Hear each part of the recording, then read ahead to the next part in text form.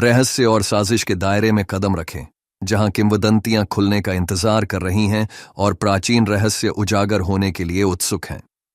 क्या आप एक ऐसे राजा की कल्पना कर सकते हैं जो इतना उदार हो कि उसके कार्यों को सदियों तक याद किया जाए? एक ऐसे शासक की कल्पना करें जिसकी परोपकारिता की कोई सीमा नहीं है।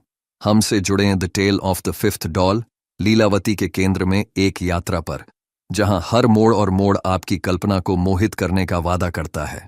प्रणाम ज्ञान के साधकों, आज हम राजा विक्रमादित्य के राज्य की यात्रा पर निकल रहे हैं, जहां उदारता का एक असाधारण उदाहरण इंतजार कर रहा है। लेकिन पहले आइए पांचवीं गुड़िया लीलावती की पुकार पर ध्यान दें, क्योंकि वह अपनी कहानी बताती है राजा विक्रमादित्य की उदार भावना। लेकिन इससे पहले कि हम इस मंत्र मुग्ध कर देने वाली गाथा में गहराई से उतरें, आइए सिंहासन बत्तीसी के सार को समझें। यह राजा विक्रमादित्य की 32 कहानियों का संग्रह है, जिनमें से प्रत्येक मंत्र मुग्ध सिंहासन पर बैठी एक गुड़िया द्वारा सुनाई गई है। ये कहानियां राजा के गुणों को उजागर करती हैं, ज्ञान और वीरता, महानता की आकांक्षा रखने वालों का मार्गदर्शन करती है। अब वीरता और सदाचार की कहानियां हमारे मार्ग को रोशन करें। एक दिन राजा विक्रमादित्य अपनी प्रजा के साथ दरबार में बैठे हुए थे और उज्जैन से संबंधित महत्वपूर्ण विषयों पर चर्चा कर रहे थे। उसी समय एक ब्राह्मण आया और राजा के सामने उपस्थित हुआ।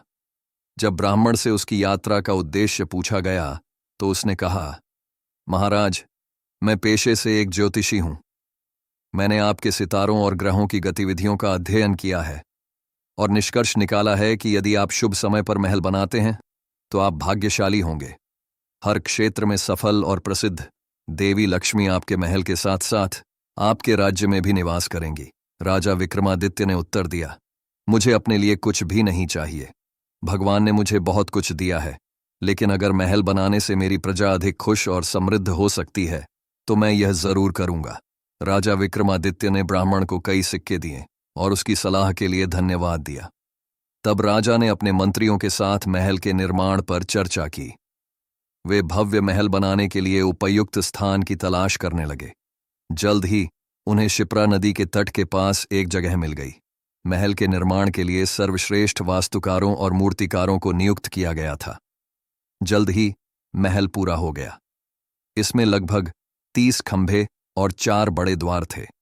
पूरा महल मोतियों, कीमती पत्थरों, सोने, चांदी और हीरों से सजाया गया था।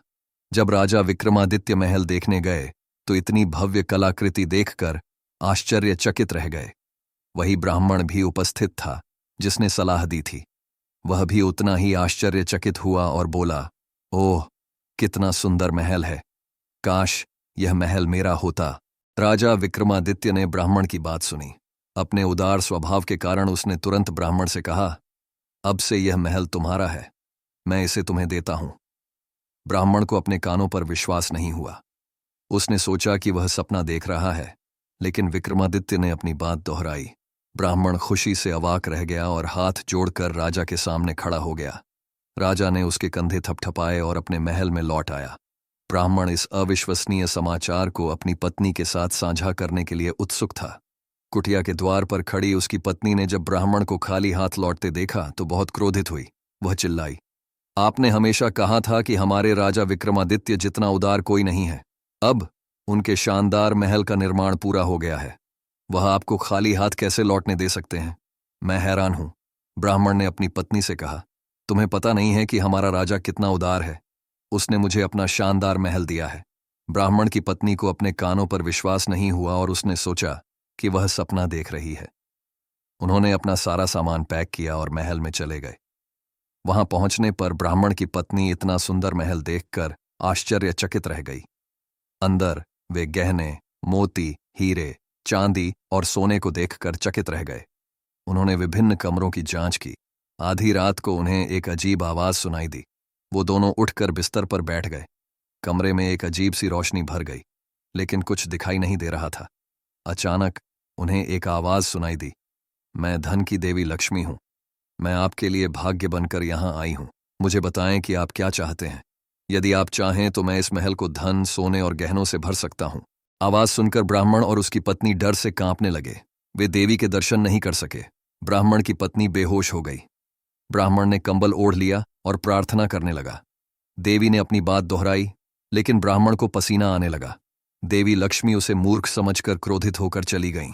जब ब्राह्मण ने देखा कि प्रकाश गायब हो गया है, तो उसने अपनी पत्नी को पुनर्जीवित किया। उनकी पत्नी ने कहा, अब हम इस महल में नहीं रहेंगे, यहां एक भूत है। कल सुबह हम अपनी कुटिया में वापस चले जाएंगे। ब्राह्मण सहमत हो गया। अगली सुबह अपना सारा सामान वापस कुटिया में ले जाने के बाद ब्राह्मण सीधे राजा विक्रमादित्य से मिलने के लिए महल में गए। उसने सारी घटना बताई और कहा, हे राजन, महल आपका है, कृपया इसे वापस ले लीजिए। राजा विक्रमादित्य ने कहा, जब मैंने इसे तुम्हें पहले ही दे दिया है तो मैं इसे वापस कैसे ले सकता हूं? जब ब्राह्मण ने जिद की तो राजा ने उसे बहुत सारा धन दिया और महल उससे वापस खरीद लिया। इतनी बड़ी धनराशि पाकर ब्राह्मण बहुत प्रसन्न हुआ। उसने राजा को धन्यवाद दिया और अपनी कुटिया में लौट आया। राजा भव्य महल में चला गया और वहीं से राज्य का प्रबंधन करने लगा। एक रात जब वह आराम कर रहे थे, देवी लक्ष्मी प्रकट हुईं और वही शब्द दोहराए। राजा विक्रमादित्य ने देवी को प्रणाम किया और कहा, मां, मुझे अपने लिए कुछ नहीं चाहिए, कृपया मेरे राज्य को समृद्धि का आशीर्वाद दें।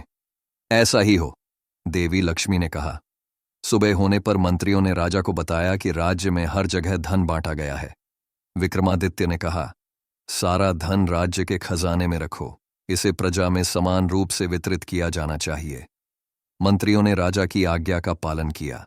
जैसा कि हम लीलावती की कहानी को अलविदा कहते हैं, हमें उदारता और करुणा के सबक को नहीं भूलना चाहिए जो युगों से गूंजते रहे हैं। और अब हमारे पिछले प्रश्न का उत्तर। राजा विक्रमादित्य शहरों में घूम रहे थे। इसका उत्तर यह खोजना है कि कौन है जीवन में महान साहस या भाग्य। हमारे पिछले प्रश्न की पहेली को सुलझाने के लिए ऋषिराज को बहुत बहुत धन्यवाद। आपकी गहरी अंतर्दृष्टि ज्ञान और ज्ञान की हमारी खोज को बढ़ावा देती है। और अब आज के प्रश्न के लिए, साहस और वीरता दिखाने के लिए राजा विक्रमादित्य को भगवान सूर्य से कौन सा उपहार मिला? नीचे कमेंट सेक्शन में अपने विचार लिखें और सिंहासन 32 श्रृंखला के और अधिक रहस्यों को उजागर करने के लिए अगले एपिसोड के लिए बने रहें। याद रखें, हमारे चैनल को लाइक करें, शेयर करें और सब्सक्राइब करें और साथ मिलकर अगली बार तक शाश्वत ज्ञान की अपनी खोज जारी रखें। आपकी यात्रा खोज और ज्ञान से भरी हो। नमस्ते।